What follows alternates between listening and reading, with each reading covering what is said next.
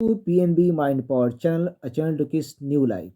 दोस्तों, यह है आपका चौथा अध्याय, मराठा राज तथा संघ। इसके पहले के 3 अध्यायों के एमसीक्यू वाले ऑडियो वीडियो मैं बना चुका हूं। ये चौथा है। चलिए, इसमें आपको सारे क्वेश्चन मैं करवाता हूं ताकि आप याद कर सकें। कहीं भी रहें, बस में रहें, ट्रेन में रहें, ब्रश करते रहें, बाथरूम में स्नान करते रहें, कहीं भी आप इसको याद कर सकते हैं, चाहे ऑफिस में क्यों नहीं हो।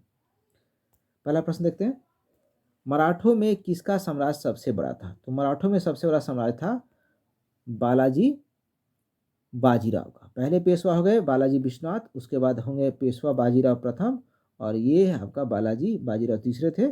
और इन्हीं के टाइम में साम्राज्य मराठों का सबसे बड़ा था। शिवाजी तो आंसर नहीं होगा, क्योंकि शिवाजी तो अभी शुरू ही किए थे साम्राज्य को बढ़ाना।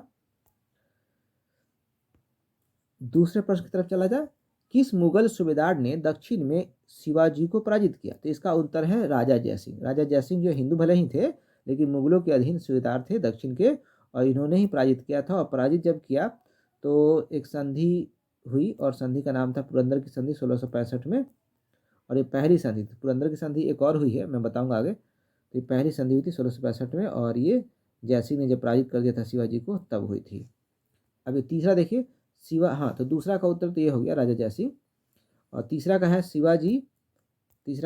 शिवाजी के दमन के लिए औरंगजेब ने किसे भेजा था? तो शिवाजी के दमन के लिए ऐसे तो मन में अफजल खां भी आता है, तो एग्जैक्ट आंसर अफजल खां नहीं है, एग्जैक्ट आंसर है शाइस्ता खां। हालांकि दोनों को भेजा गया था, लेकिन दमन के लिए जब कह दिया तो शाइस्ता खां होगा। ऐसे ऑप्शन में शाइस्ता खां है भी नहीं, रहता भी तो शाइस्ता खां ही, सॉरी गलती हो गई यहाँ पर, अफजल खां ऑप्शन में नहीं है। अगर रहता भी अफजल खां, फिर भी शाइस्ता खां भी आप खां ही टिक लगाते। शाइस्ता खां जो है मामा था औरंगजेब का, और इसी को भेजा गया था। एक बार फिर से मैं कर दूँ, थोड़ा मिस्टेक हो गया, मिस्टेक हुआ, आगे पीछे हो गया था। तो ये है शिवाजी के दमन के लिए औरंगजेब ने किसे भेजा? तो शाइस्ता खां को भेजा। उसके बाद शिवाजी का राज्यारोहण कब हुआ? तो शिवाजी का राज्यारोहण 1674 में हुआ। और ये अगर आप डेट पूछेंगे तो 6 जून होगा। 6 जून 1674 में हुआ। शिवाजी कई किलो को जीत चुके थे, उसके बाद राज्यारोहण हुआ। शिवाजी का उत्तराधिकारी कौन था? 5वां क्वेश्चन है। तो शिवाजी का उत्तराधिकारी संभाजी था। हालांकि शिवाजी की मृत्यु 1680 में हुई थी, अप्रैल में, ठीक है, लेकिन मृत्यु के 21 अप्रैल को हुई थी। 21 अप्रैल 1680 में हुई थी। मृत्यु के तुरंत बाद राजाराम बने, परंतु राजाराम ऑप्शन में है भी नहीं, देख सकते आप। इसलिए उत्तर जो है संभाजी होगा। और राजाराम भी कुछ दिन के लिए बने थे, उनको गलत माना गया कि उत्तराधिकार उनको नहीं लेना चाहिए था। तो संभाजी सही उत्तर हो इसका, 5वां का। छठा का है प्रश्न, किस संधि से छत्रपति ने पेशवा को पूर्ण अधिकार दे दिया? तो इस संधि का नाम है संगोला की संधि। संगोला की संधि जो 1750 में हुई थी।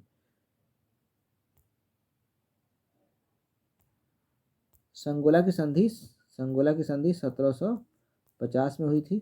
किसके किसके बीच हुई थी?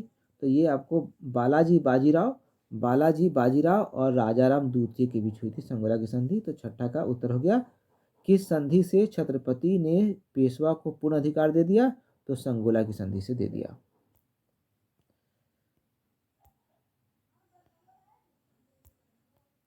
सातवां है, मराठा शक्ति के उत्थान के लिए कौन सा कारण उत्तरदायी नहीं था? तो मराठा शक्ति के उत्थान के लिए ये जो है डी, ये आंसर बनेगा, क्योंकि इसमें लिखा विदेशी शक्तियों का आगमन उत्तरदायी नहीं था।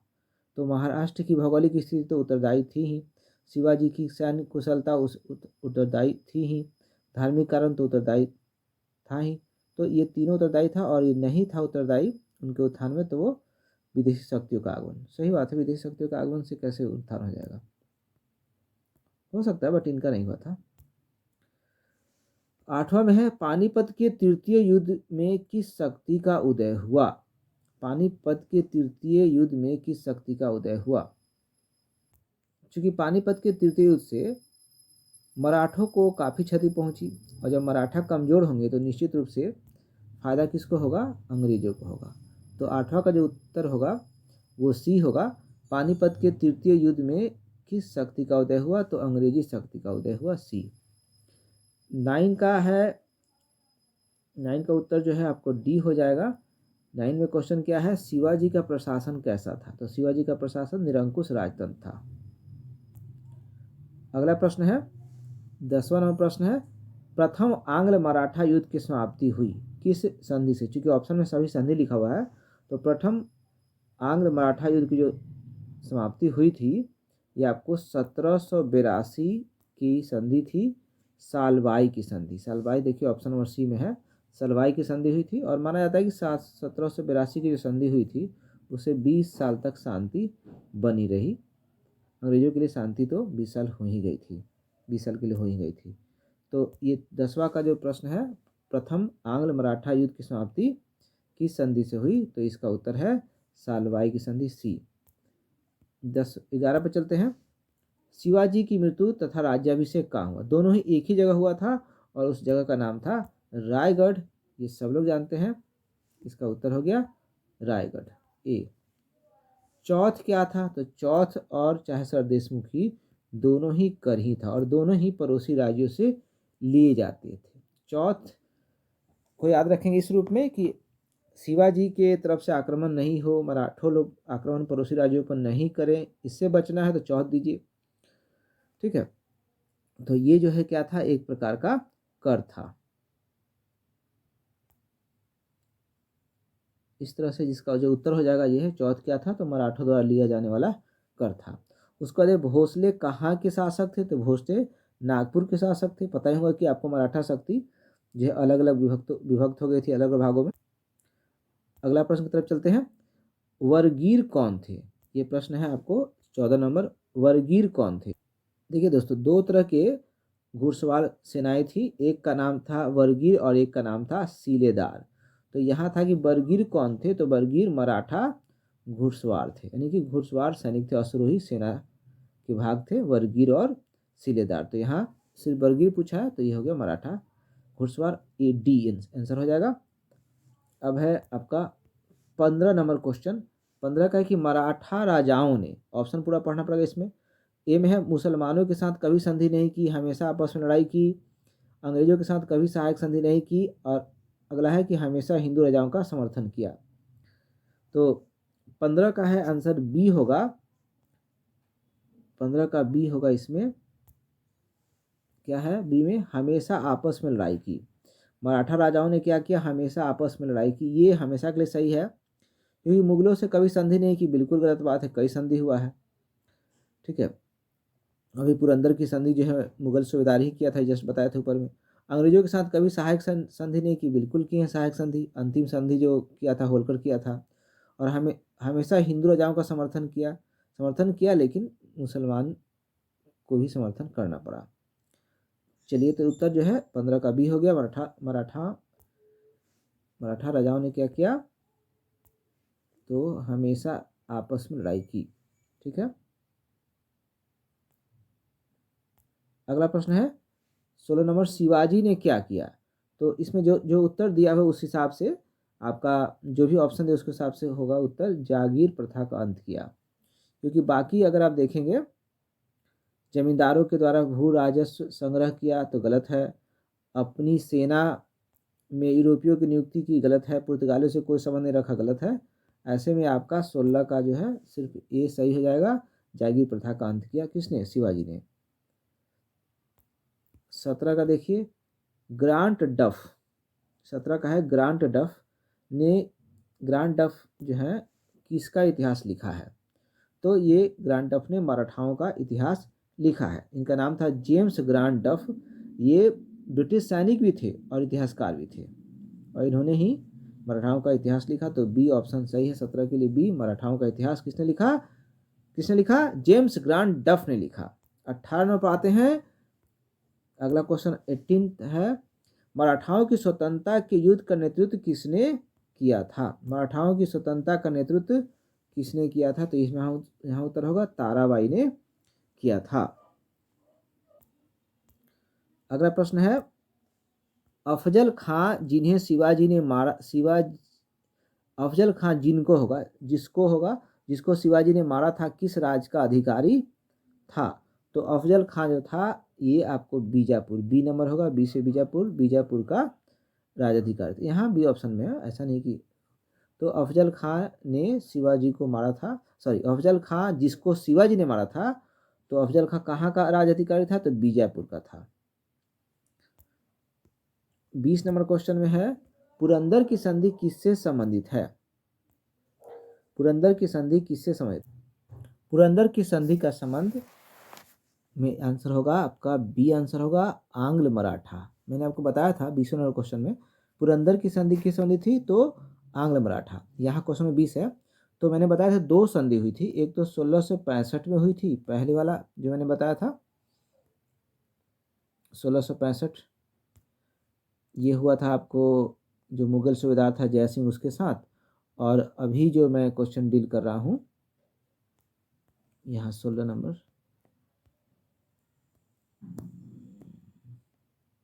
सॉरी 16 नहीं 20 नंबर, थोड़ा आगे पीछे हो जाता है ये। 20 नंबर क्वेश्चन जो है पुरंदर की संधि, तो इसमें आंग्ल मराठा होगा।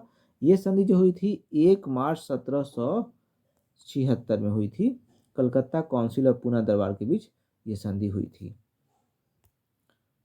अगला प्रश्न है 21 में, तृतीय मराठा युद्ध के फलस्वरूप क्या हुआ?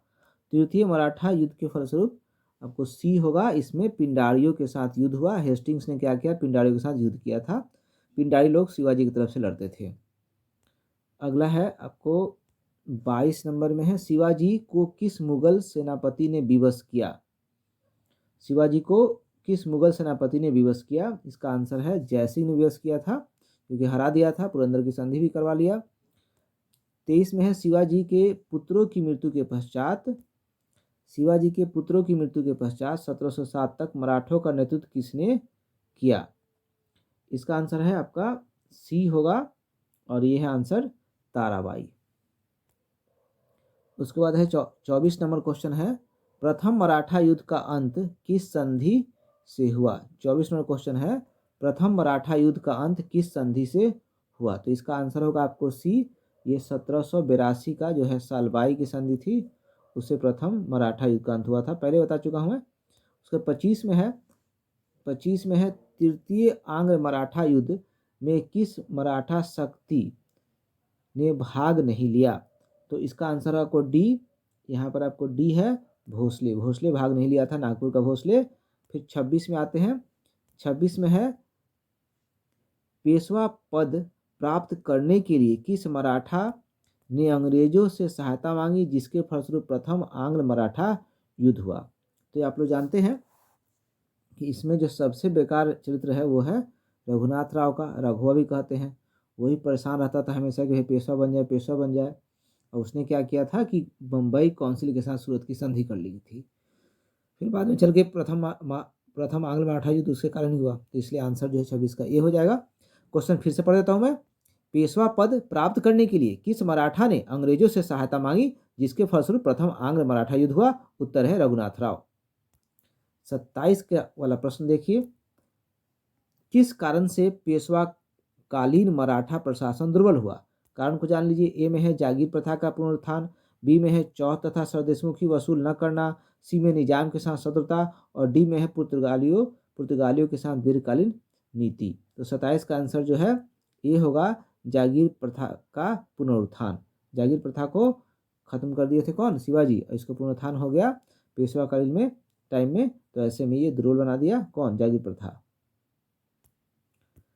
चलिए 28 नंबर को देखते हैं। 28 नंबर को बताने से पहले मैं आपको बता दूं दोस्तों, इस चैप्टर को आप लोग पढ़ लीजिएगा, और पढ़ेंगे तो ज़्यादा समझ में आएगा, ज़्यादा याद होगा। और अभी जो मैं वीडियो बना रहा हूँ, तो देखिएगा मैं क्वेश्चन में जब क्वेश्चन पढ़ता हूँ, आंसर पढ़ता हूँ, तो थोड़ा सा टाइम देता हूँ।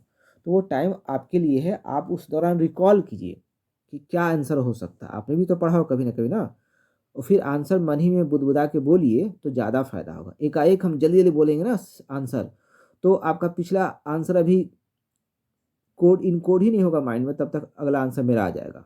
तो ऐसे में वो फ़ायदा नहीं करता है। व्यूज कमाना सिर्फ उद्देश्य नहीं होना चाहिए यूट्यूबर लोग को, और मैं ऐसा करता नहीं हूँ। मैं चाहता हूँ कि आप याद कर लें, ठीक है। तो थोड़ा सा वीडियो लंबा हो सकता है, कोई को लग रहा होगा किसी किसी को से जल्दी क्यों नहीं करें, जल्दी से फ़ायदा नहीं होगा। तो 28वां प्रश्न देखते हैं। शिवाजी ने अपनी सेना को प्रशिक्षित करने के लिए विदेशियों को नियुक्त किया। मुस्लिम तीर्थ क्षेत्रों को राजस्व विहीन भूमि दान दी, पुर्तगाली व्यापारियों के साथ कोई संबंध नहीं रखा, पूना को अपनी राजधानी बनाया। देखिए चारों हैं, अब आपको बताना है कि इसमें सही आंसर क्या है। तो देखिए इसमें सही जो आंसर होगा वो होगा बी, मुस्लिम तीर्थ क्षेत्रों को राजस्व विहीन भूमि दान दी। कई लोगों को लग रहा हो, अजीब सा लग रहा होगा कि सर शिवाजी तो हिंदू थे, कट्टर थे, मुस्लिमों के साथ वो कैसे अच्छा व्यवहार कर सकते हैं। नहीं, शिवाजी सहिष्णु थे और ऐसा उन्होंने कहीं कोई चरित्र पेश नहीं किया जहाँ पर हो कि मुस्लिमों के साथ कट्टर थे। सच्चे हिंदू कह सकते हैं इनको, लेकिन कट्टर नहीं थे। तो ये आंसर बी बिल्कुल सही है, मुस्लिम तीर्थ क्षेत्रों को राजस्व विहीन भूमि दान दे दी। चलिए अगर आप बात करें 29 नंबर प्रश्न का, तो चलते हैं। हिंदू पद पाद शाही किसका आदर्श था? इसमें से किस पेशवा का आदर्श था हिंदू पद पाद शाही? तो उत्तर हो जाएगा बाजीराव प्रथम। 30 नंबर है, 30वां है, पेशवा शासकों में से सबसे अधिक साम्राज्य विस्तार किसने किया? तो पहले भी मैं बता चुका था कि बालाजी बाजीराव के समय में सबसे बड़ा साम्राज्य था, तो इन्होंने ही विस्तार भी इन्होंने किया और इन्हीं के टाइम में था। 31 का देखते हैं। 31 है कि बेसिन की संधि से किसकी हानि हुई? बेसिन की संधि का जो प्रश्न है 31 नंबर, बेसिन की संधि में किसको हानि पहुंची? तो बेसिन की संधि से 1802 में 1802 में बेसिन की संधि हुई थी और इससे हानि पहुंची मराठाओं को। बेसिन की संधि से हानि पहुंची किसको? मराठाओं को। नेक्स्ट प्रश्न है 32 में, निम्नलिखित में से शिवाजी पर सबसे अधिक प्रभाव किसका था? तो नॉर्मली माँ पर जो है, माँ का बच्चों पर प्रभाव बहुत ज़्यादा पड़ता है। तो जीजाबाई जो थी उनकी माँ थी, माताश्री थी जीजाबाई, तो सबसे अधिक प्रभाव जीजाबाई का था। तो ऑप्शन नंबर सी हो गया, शिवाजी पर सबसे अधिक प्रभाव किसका था? तो जीजाबाई का था। उसका 33 नंबर क्वेश्चन देखते हैं। पानीपत की तृतीय लड़ाई में मराठाओं की हार का सबसे प्रमुख कारण क्या था? पानीपत की तृतीय लड़ाई में मराठाओं की हार का सबसे प्रमुख कारण क्या था? तो इसका है कि अहमद शाह अब्दाली अधिक कुशल सैन्य नेता था। यानी कुशल नेतृत्व बहुत अच्छा था उसका, सैन्य नेतृत्व। बाकी सब ऑप्शन सही नहीं है। 34 में है, किस मराठा राज्य ने सबसे अंत में अंग्रेजों की सहायक संधि स्वीकार कर ली? किस मराठा राज्य ने सबसे अंत में, सहायक संधि तो सब किया है लेकिन सबसे अंत में किसने स्वीकारा है? इसका आंसर आपका है होलकर। होलकर ने स्वीकार किया है। 35 नंबर क्वेश्चन है, किस ब्रिटिश शासक ने मराठाओं को अंतिम रूप से पराजित कर दिया?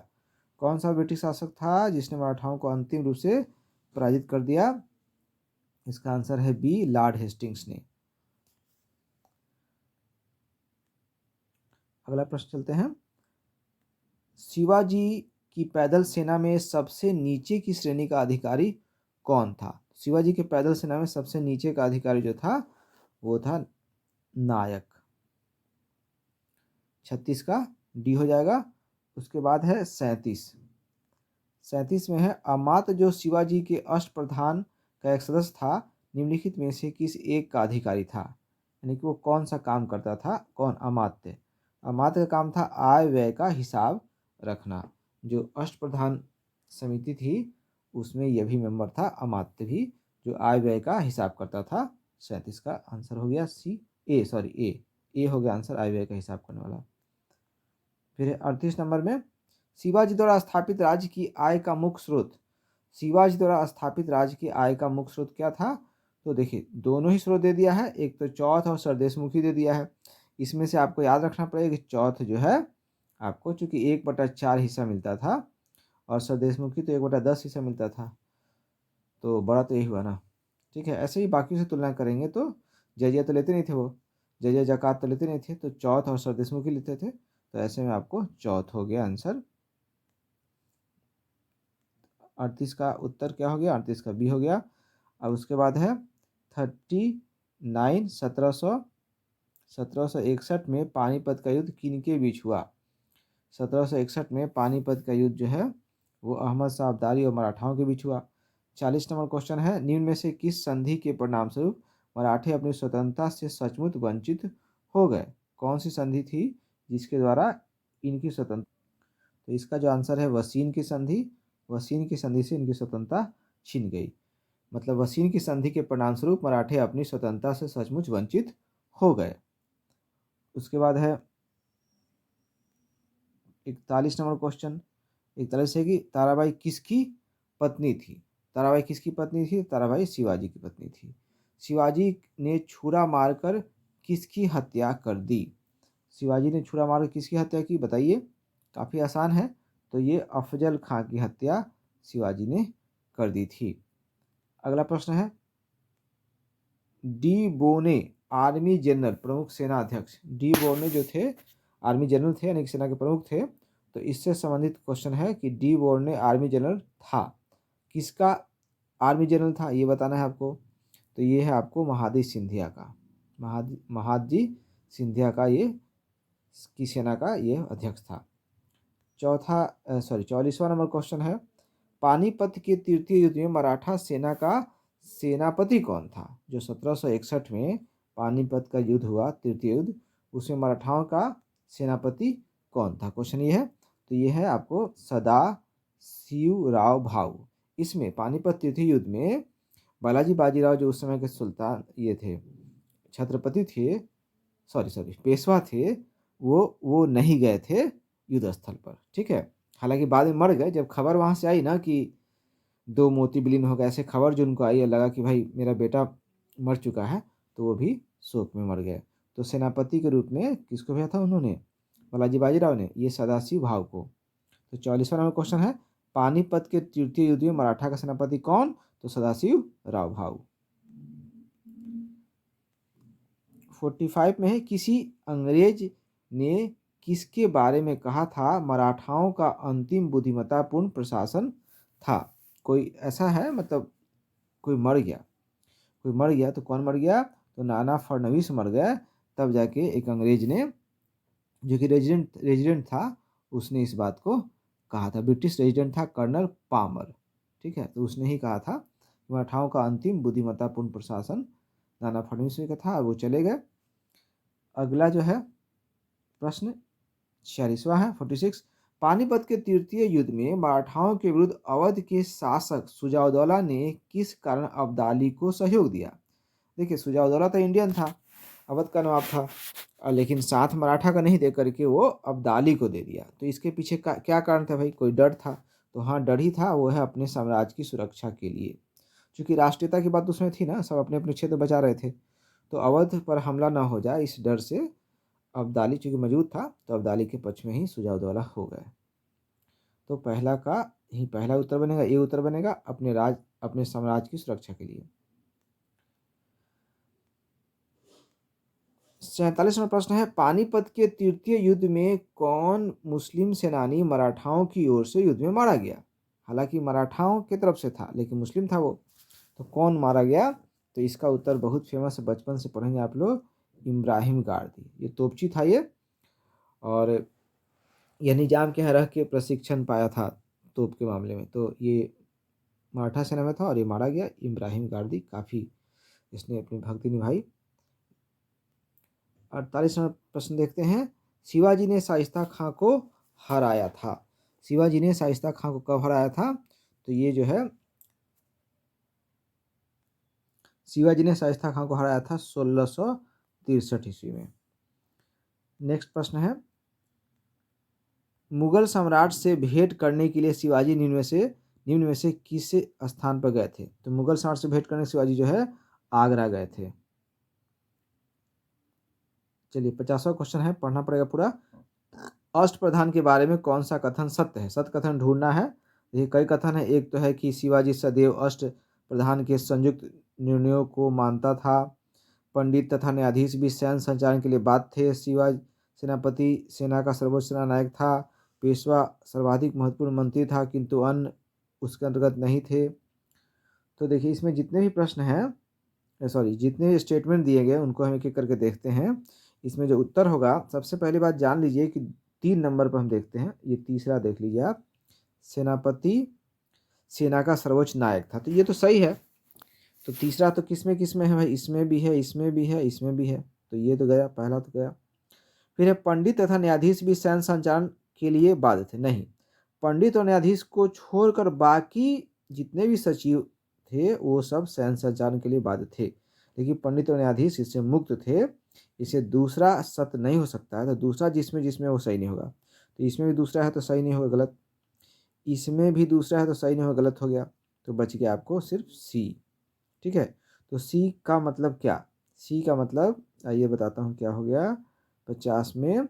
सी का मतलब है कि पहला सही है, शिवाजी सदैव अष्टप्रधान के संयुक्त निर्णय को मानते थे। और तीसरा, सेनापति सेना का सर्वोच्च सेनानायक था। अब यहाँ पर आपको प्रॉब्लम हो सकता है कि सर अष्टप्रधान के निर्णय को तो मानते नहीं थे। तो देखिए यहाँ संयुक्त निर्णय की बात कहा है, अष्टप्रधान ने क्या किया, किसी विषय पर संयुक्त निर्णय दिया तो उसको मानते थे शिवाजी। लेकिन इंडिविजुअल कोई मंत्री निर्णय दे रहा है तो वो नहीं मानते थे। कोई मतलब मान सकते थे, अगर अच्छा निर्णय तो मान सकते, लेकिन उसके लिए बाध्य नहीं थे।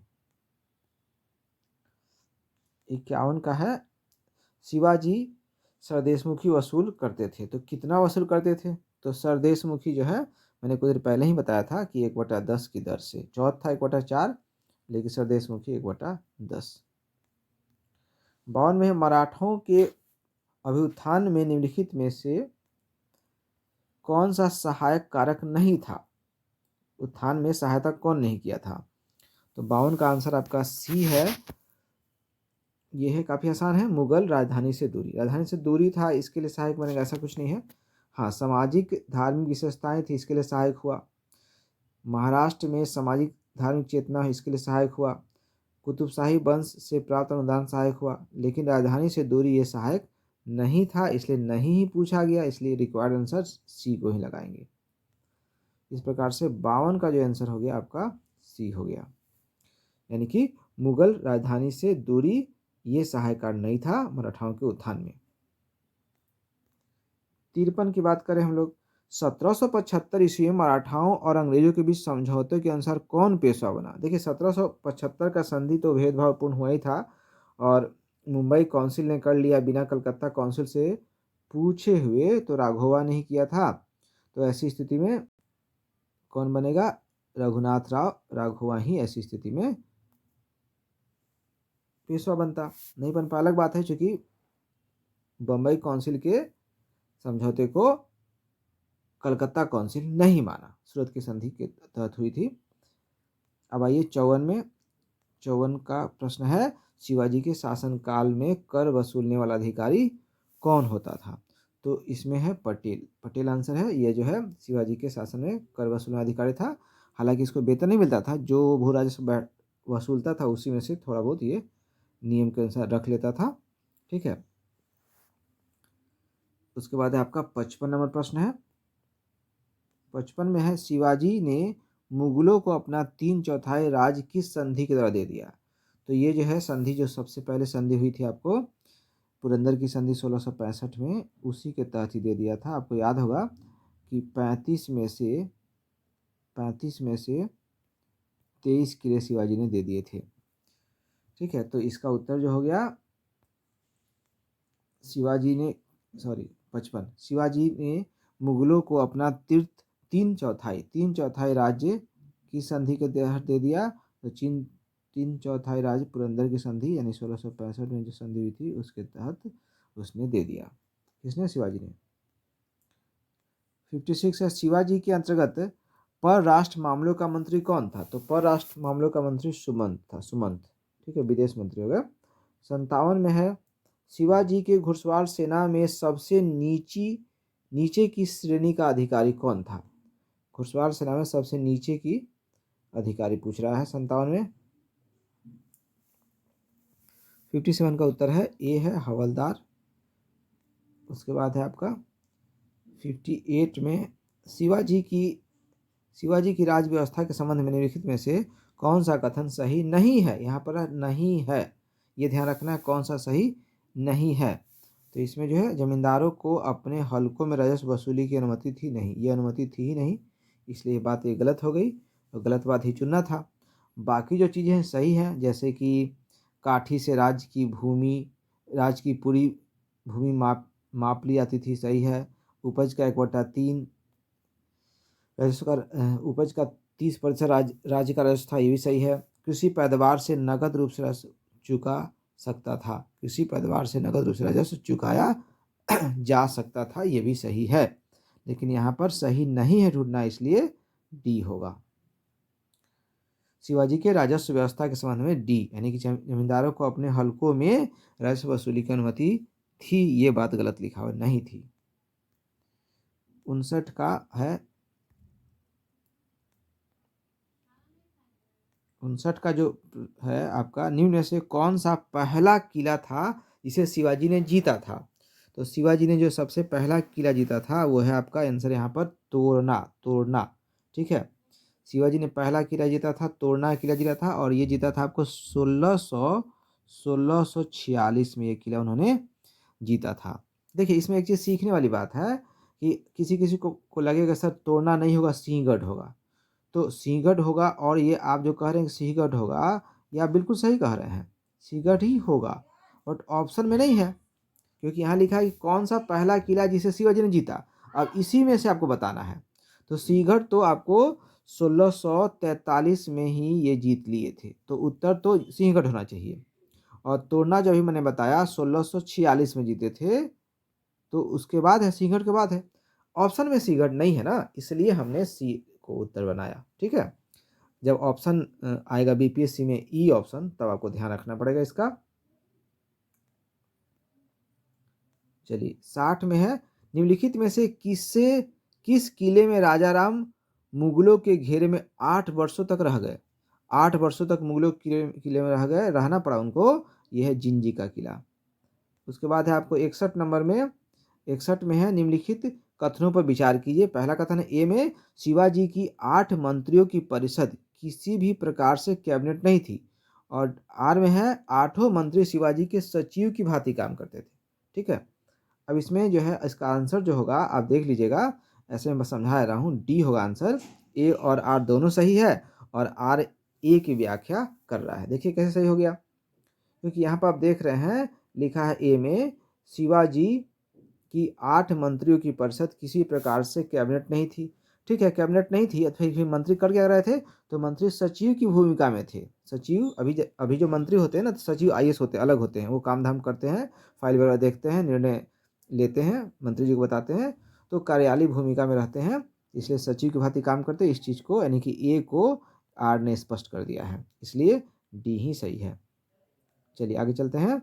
62 नंबर प्रश्न में, शिवाजी के अभियानों का कौन सा अनुक्रम सही है? तो अभी मैंने बताया था आपको 2 किले के बारे में, एक सिंहगढ़ का बताया था, एक तोरना का, तो खैर किले की बात हो गई, लेकिन यहाँ पर जगह लिखा हुआ है। तो अगर हम बात करते हैं, इसमें आंसर जो हो जाएगा आपका 62 का जो आंसर है वो ए हो जाएगा। चाकन, देखिए शुरू में लिखा हुआ है, चाकन को इसने 1647 में ही जीत लिया था, ठीक है, बाकी सब सही है। फिर से कर्नाटक अभियान जो है सबसे अंतिम अभियान था, और ये अभियान जो है 1678 में इन्होंने चलाया था। कौन? कर्नाटक अभियान। कर्नाटक अभियान 1678 में चलाया, और उसके बाद तो बीमार पड़ गया था, 1680 में इनकी मृत्यु हो गई बीमारी से।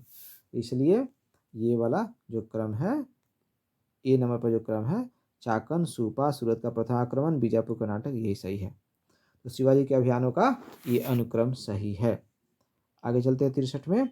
63 में है, 1761 के पानीपत के तृतीय युद्ध के समय कौन पेशवा था? तो मैं ये कई बार आपको अभी भी बता चुका हूँ कि बालाजी बाजीराव पेशवा थे, क्योंकि बालाजी बाजीराव का जो टेन्योर है आपको 1740 से लेकर 1761 तक है। 1761 में ही पानीपत का तृतीय युद्ध हुआ था। 64 में देखिए, 2 मोती विलीन हो गए, 22 सोने की मुहरें लुप्त हो गईं, और चांदी एवं तांबे की तो पूरी गणना ही नहीं की जा सकती। यह 18वीं शताब्दी के द्वितीयार्ध पाधे के एक युद्ध में एक भारतीय शक्ति के पराभव का कूट संदेश था। वो भारतीय शक्ति कौन थी? तो ये पता है सब लोग को कि ये भारतीय शक्ति जो थी वो मराठा थी, और मराठा शक्ति को जो है शक्ति में जो है थे पेशवा थे। तो पेशवा को बालाजी बाजीराव जो पेशवा थे उनको ये संदेश व्यापारियों ने दिया है, कूट में यानी कोड में संदेश दिया है, तो इसलिए आंसर भी होगा। अब 65 का जो क्वेश्चन है उसको पढ़ा जाए। सॉरी थोड़ा ये पिक्चर भागने लगता है। 65 देखिए, निम्नलिखित वक्तव्यों का अध्ययन कीजिए और नीचे दिए गए कूट से सही उत्तर चुनिए। ए में है शिवाजी ने पुरंदर की संधि पर हस्ताक्षर किया, बिल्कुल सही। आर में है उन्होंने मुगलों के प्रतिरोध की सभी आशाएं त्याग दी थी। ऐसा नहीं, पुरंदर की संधि से मानते हैं कि बहुत सारा राज चला गया, बट मुगलों के प्रतिरोध की सारी आशाएं त्याग दी, ये बात सही नहीं है। तो ऐसे में 65 का जो उत्तर बन रहा है वो ए बन रहा है। 65 का उत्तर ए नहीं सी होगा, क्योंकि आर तो गलत मैंने बताया ना, हाँ, किंतु आर गलत है, तो सी होगा।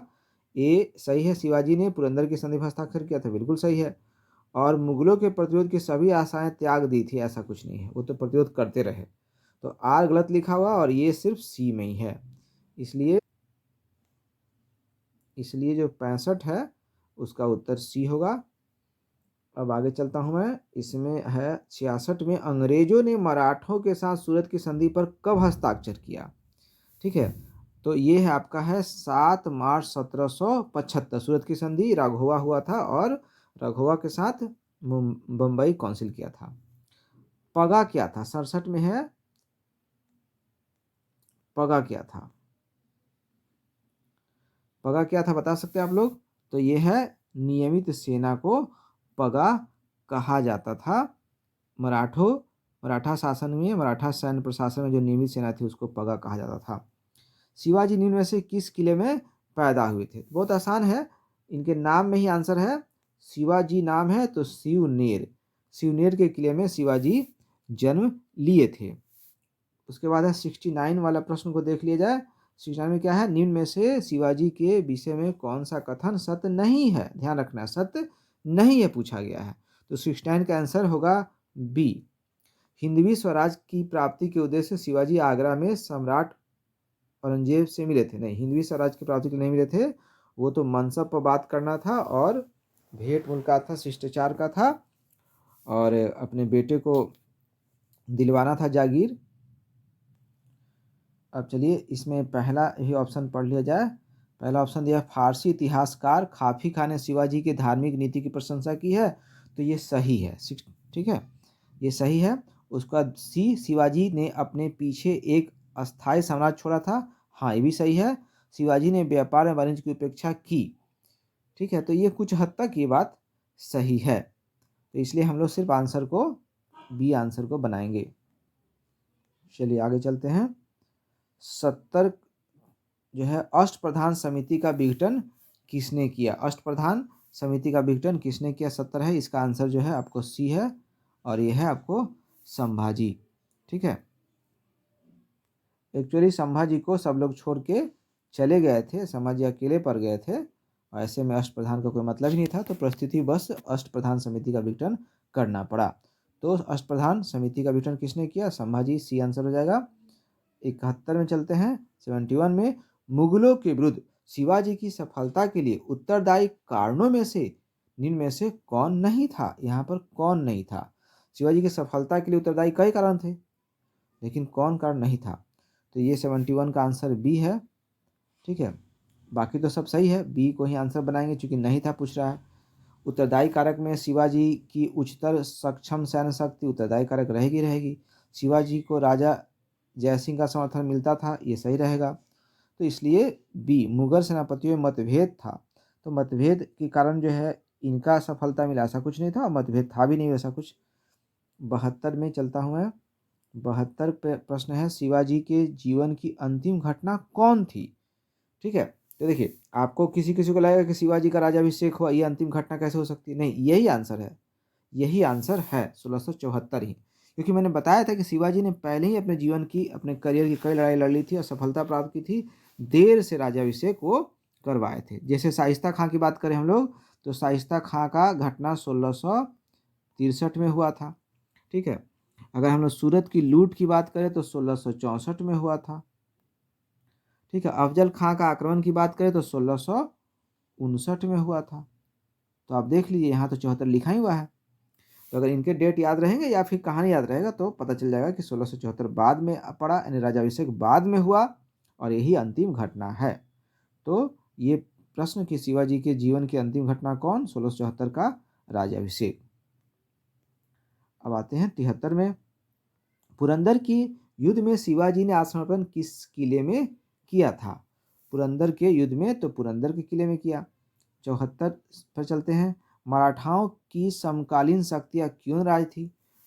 मराठाओं की समकालीन शक्तियाँ माने मराठाओं के समय में जो शक्तियाँ थी, दूसरी शक्तियाँ अगल बगल, वो क्यों इनसे नाराज थी भाई? तो इसका आंसर हो जाएगा बी, चौथ और सरदेशमुखी की वसूली कारण से ये नाराज थी। क्योंकि चौथ और सरदेशमुखी में काफ़ी ले जाते थे ये लोग, दूसरों को हानि पहुँचती थी, इसलिए बाकी पीछे इनके पड़ोस की शक्तियाँ नाराज थी। अब है कि पेशवाओं को काल क्रमानुसार संयुक्त कीजिए। तो इसमें बालाजी विश्वनाथ, बालाजी बाजीराव ये सब कुछ दिया है। तो देखिए कालक्रम में मैं आपको बता देता हूँ। सबसे पहला जो आएगा आंसर तो खैर ए हो जाएगा, क्यों? क्योंकि आंसर ए सही दिया है। बालाजी विश्वनाथ पहले आएंगे, उसके बाद 1 नंबर पर, उसके बाद 2 नंबर पर बालाजी प्रथम आएंगे 2 नंबर पर, उसके बाद 3 नंबर पर आएंगे बालाजी बाजीराव 3 नंबर पर आएंगे, उसके बाद माधवराव प्रथम आएंगे 4 नंबर पर। तो इस प्रकार से 75 का ए सही है। फिर आइए 76 में। 76 का है कि मराठाओं का सरदेशमुखी था। पहले ही बताया था मैंने कि एक कर था, ठीक है, तो बिल्कुल सही है। देश मुखों पर लगाया जाने वाला कर, तो ये एक प्रकार का कर था, ठीक है। अब चलते हैं 77 में। 77 है मुगलों और मराठाओं के बीच संघर्ष किसके राज्य में आरंभ हुआ? मुगलों और मराठाओं के बीच संघर्ष किसके राज्य में आरंभ हुआ? तो यह आपको शाहजहां के समय में आरंभ हुआ, ठीक है। 77 में का आंसर हो जाएगा सी, शाहजहां के टाइम में। 78 है मराठाओं की निम्नलिखित किस शासक शाखा ने अंतिम पेशवा बाजीराव द्वितीय को पराजित किया? तो इसका है कि होलकर ने अंतिम पेशवा बाजीराव द्वितीय को पराजित किया। 78 का आंसर बी, होलकर। उसके बाद है 79 देखता है। सूची 1 और सूची 2 को सुमेलित करना है आपको। ये कौन क्या था ये आपको बताना है। इसमें कैसे होगा? इसमें जो है आपको याद में भी करवाया था कि सुमंत जो है विदेशी मामला देखता था, परराष्ट्र मंत्री था। और अमात्य जो था वो आय व्यय देखता था, तो राजस्व विभाग हो गया, ठीक है। और ये जो है सचिव राजकीय पत्राचार का काम हो गया। और पंडित राव डी हो गया आपको, पंडित जी तो धार्मिक मामला को देखते हैं ना, तो ये हो गया ये। तो इस प्रकार से पहला वाला यानी कि ए सही है, ठीक है। तो 79 का जो उत्तर है वो ए हो गया, ये पर सही लिखा हुआ है। आइए चलते हैं 80 पर। 80 में है जिस मराठा ने 1719 में फर्रुखसियार का तख्ता पलटने में सैयद बंधु की मदद की थी, उस मराठा का नाम अब से पूछा जा रहा है। तो देखिए 1713 से लेकर 1720 तक जो थे, ये आपको कौन थे पता है? बालाजी विश्वनाथ थे। तो यहाँ उन्हीं से, इस तरह से आंसर बालाजी विश्वनाथ होगा, ठीक है। तो 80 का आंसर क्या हो गया कि फर्रुखसियार का तख्ता पलटने में सैयद बंधु को मदद दिया बालाजी विश्वनाथ, क्योंकि 1720 तक थे। 81 में क्या शिवाजी द्वारा विजित वह कौन सा किला था जिसके निकट रायगढ़ के किले का निर्माण कराया गया?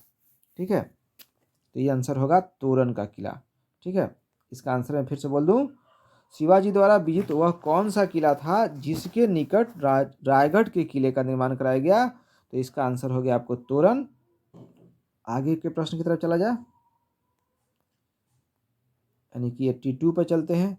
मुगल सेनापति जयसिंह और शिवाजी के बीच पुरंदर की संधि 1665 का तत्कालिक उद्देश्य क्या था? पुरंदर की संधि जो 1665 में हुई थी, उसका तत्कालीन उद्देश्य क्या था? तो उसका था शिवाजी और बीजापुर के सुल्तान के मध्य कलह का बीज बोना। ये था, कलह का बीज बोआ गया 1665 की पुरंदर की संधि से। उसके बाद है 83 में है शिवाजी का वह कौन सा उत्तराधिकारी था जो पेशवा के विरुद्ध अंग्रेजों से सहायता के लिए बार बार संपर्क करता था? तो ये जो है इसका आंसर जो है आपको प्रताप सिंह सी है। बहुत इंपॉर्टेंट क्वेश्चन नहीं है, आगे बढ़िए। 84 में कि मराठा प्रशासन में नाना फडणवीस की भूमिका क्या थी? तो मराठा प्रशासन में अलग अलग ड्यूटी थी, तो उस ड्यूटी के अनुसार फडणवीस जो थे महालेखाकार थे। फडणवीस महालेखाकारी होता है, ठीक है, उस समय। अब है 85 में। 85 है आपको कुर्जा पट्टी या तस्सी पट्टी क्या था? कुर्जा पट्टी और तस्सी पट्टी क्या था? तो यह वित्तीय संकट के दौरान करदाताओं की वार्षिक आय के बराबर वसूल किए जाने वाला विशेष कर, यानी कि यह एक तस्सी पट्टी या कुर्जा पट्टी क्या था? ये है आपको वित्तीय संकट के दौरान करदाताओं की वार्षिक आय के बराबर वसूल किया जाने वाला विशेष कर। जब वित्तीय संकट हो गया हो और फिर जो करदाता जो हैं उनकी वार्षिक आय के बराबर ही वसूली की जाएगी। विशेष ये कर बन गया जब संकट होगा तब। उसके बाद है मराठा संघ में फूट डालने वाला प्रमुख व्यक्ति कौन था। मराठा संघ में फूट कौन डालता था भाई? तो सबसे गड़बड़ चरित्र किसका रहा है? तो रघुनाथ राव का रहा है, यही फूट डालता था। कौन? रघुनाथ राव। और 87 का प्रश्न देखा जाए, 87 में प्रश्न है पानीपत के तृतीय युद्ध का आंखों देखा विवरण प्रस्तुत किसने किया? तो आंखों देखा विवरण दिया है काशी राज पंडित, उस समय थे और उन्होंने लिखा इसका विवरण। 88 का है किस व्यवस्था में संगठित मराठा साम्राज्य को असंगठित समूह में बदल दिया? यानी कौन सी ऐसी व्यवस्था थी जिसने संगठित मराठा साम्राज्य को असंगठित कर दिया, गड़बड़ कर दिया, बिखेर दिया? ये था सरंजामी व्यवस्था। उसके बाद है देखिए इसका पीडीएफ आप लोग को चाहिए क्वेश्चन का, तो पीडीएफ मांग लीजिएगा। किसी प्रश्न पर विशेष डिस्कशन करना है तो कमेंट बॉक्स में या हमारे व्हाट्सएप में आके बात कीजिएगा, मैं आपको क्लास में बुला लूँगा। फ्री क्लास चूँकि कभी कभी आप क्लास करें तो फ्री रहेगा ना, उसमें आगे डिस्कशन कर सकते हैं, कोई मना नहीं है आपको। दो मराठा राजवंश जो लगातार एक दूसरे के शत्रु बने रहे कौन थे? दो मराठा राज्य जो एक दूसरे के शत्रु बने रहे वो है होलकर और सिंधिया। ठीक है, होलकर और सिंधिया बने रहे। दो मराठा साम्राज्य राजवंश जो लगातार एक दूसरे के शत्रु बने रहे वो थे होलकर और सिंधिया।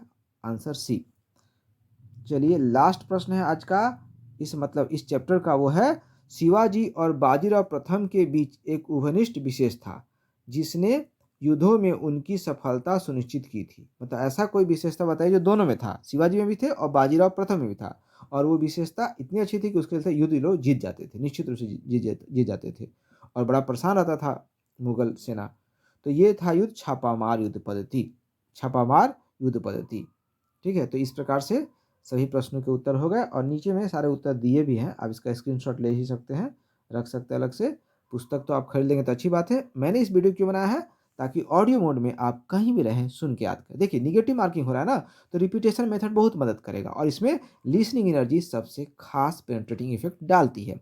आइए जुड़िए माइंड पावर से और हमारे वीडियो को लाइक कीजिए, शेयर कीजिए और हमारे क्लास में भी आइए। यहाँ पर माइंड को तेज करने का उपाय किया जाता है।